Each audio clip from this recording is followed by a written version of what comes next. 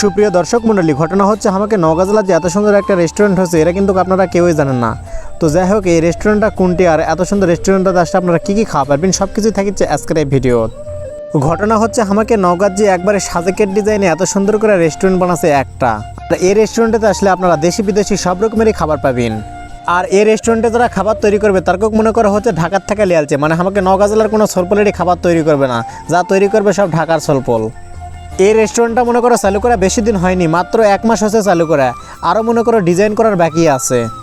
এই রেস্টুরেন্টে আসলে আপনারা খোলামেলা পরিবেশে একবারে বসে থাকা হচ্ছে বিভিন্ন রকমের দেশি বিদেশি খাবার খাওয়া পারবেন। এই রেস্টুরেন্টের নাম হচ্ছে ভোজন বিলাস। বিস্তারিত তোমাকে যদি আরও কিছু জানার ইচ্ছা হয় তাহলে ফেসবুক পেজ আছে হচ্ছে ভোজন বিলাস নামে, ওই পেজত যে মনে করো বিভিন্ন রকমের হচ্ছে তথ্য লিয়া পারবেন। আর এটি মনে করো কাঠের তৈরি বিভিন্ন রকমের নান্দনিক ডিজাইনের জন্য এই রেস্টুরেন্টটা বিশেষ করে বেশি ভালো লাগছে। রেস্টুরেন্টের মধ্যে ঢুকবার লাগলে তোমরা হচ্ছে দেখতে পারবেন চারিপাশে হচ্ছে বিভিন্ন রকমের লতাপাতা দিয়ে কি সুন্দর করে গেট বানায় হচ্ছে। গেটের সামনে মৃত্যুকুণে আসলে দেখতে পাবেন এটি লেখা আছে ভোজন বিলাস, আর সাথে লেখা আছে ওপেন, মানে খোলা থাকবে, তোমরা ভিতরে ঢুকে পড়বেন। এই রেস্টুরেন্টের মধ্যে আসলে আপনাকে মনে হবে যে আমি কোনো নওগাঁ জেলার কোনো রেস্টুরেন্টের নাই, এখন আমি আসি মনে করো সাজেকের কোনো রেস্টুরেন্টের মধ্যে।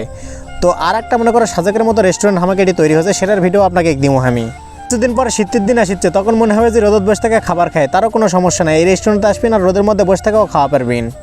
আর এটি মনে করো বিভিন্ন রকমের হচ্ছে বসার জন্য সুন্দর সুন্দর করে চেয়ার থচ্ছে, আর এটার ডেকোরেশন একবারে ওয়াও। দেখতে পাচ্ছেন বিভিন্ন রকমের হচ্ছে সুন্দর সুন্দর লাইটিং দিয়ে তৈরি করা হচ্ছে এই রেস্টুরেন্ট। সব থেকে বড় কথা হচ্ছে রেস্টুরেন্টের খাবারের মান ভালো রাখার জন্য হচ্ছে বাইরে থেকে সবগুলো হচ্ছে খাবার তৈরি করার জন্য লোকজন আনা হচ্ছে। এটি মনে করো কি সুন্দর করে খাবলা ঝুলাতেছে কি সেটা আমি কিন্তু জানি না।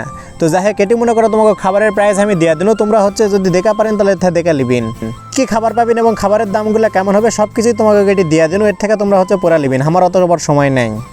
রেস্টুরেন্টের চারিদিকে হচ্ছে অনেক সুন্দর আকাশ দেখে পাবেন, তার সাথে হচ্ছে বিভিন্ন রকমের তালের গাছ থেকে পাবেন, এটি যদি তোমাকে তাল করে নেওয়ার ইচ্ছা হয় সেটাও মনে করো পাবেন।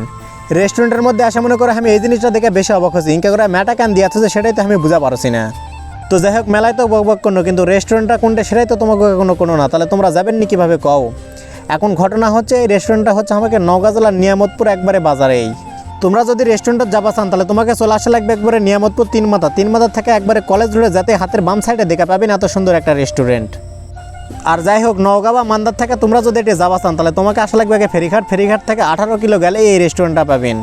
এটাই শেষ নয়, আমাকে নওগাঁর মান্দার চৌবাড়িয়া কিন্তু আর একটা অনেক সুন্দর একটা রেস্টুরেন্ট হচ্ছে, সেটার ভিডিও আপনাকে এখানে 2-1 দিনের মধ্যেই হচ্ছে দিমুনি। যাই হোক, এই রেস্টুরেন্টটা আপনাকে কাছে কেমন লাগছে সেটা হচ্ছে অবশ্যই কমেন্টে করবেন। আর এই রেস্টুরেন্টে যারা গেছেন এবং খাচ্ছেন তারা কিন্তু আমাকে অবশ্যই কমেন্টে করবেন। আমার পেজে কিন্তু নিয়ামতপুরের লোকের অভাব নেই, নিয়ামতপুরের কিন্তু প্রচুর লোক আছে। তো যাই হোক, সবাই হচ্ছে ভিডিওটা শেয়ার করে দিবেন। আর তোমাকে যদি খাওয়ার ইচ্ছা হয় তাহলে তোমরা ভোজন বিলাসে চলে যাবেন আর আমার নাম করবেন আর খায়া চলে আসবেন, তাহলে মনে করো ডিসকাউন্ট পাবেন। তো যাই হোক, সবাই ভালো থাকবেন, সুস্থ থাকবেন। ভিডিওটা যদি আপনাকে কাছে ভালো লাগে তাহলে লাইক করবেন, কমেন্ট করবেন আর শেয়ার করে দিবেন।